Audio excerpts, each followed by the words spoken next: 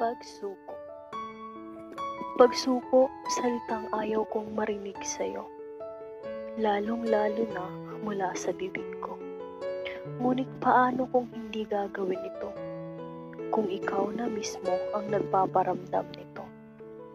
Paanong hindi ako susuko, kung sa mga maliliit na bagay na hinihiling ko, ang pinipili mo ay hindi ako? Paanong itutuloy ko pa ang ginagawa ko, kung ipinaparamdam mo hindi ako mahalaga sa'yo? Tao lang ako, at lalong babae ako. Gusto ko lang maramdaman ang pagpapahalaga mo. Gusto kong maramdaman ang takot mong mawala ako.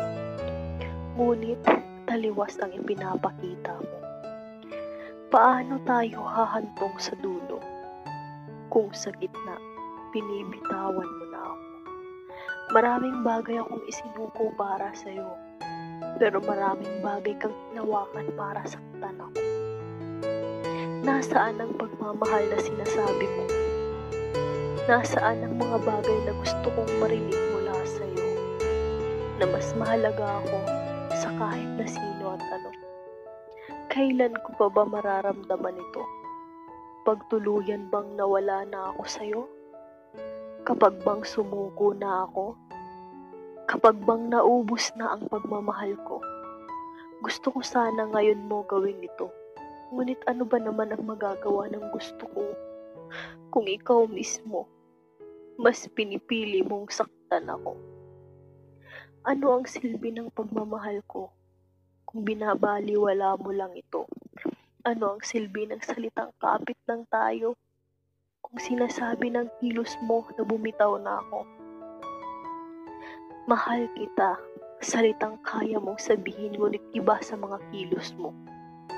Saan ako maniniwala sa'yo?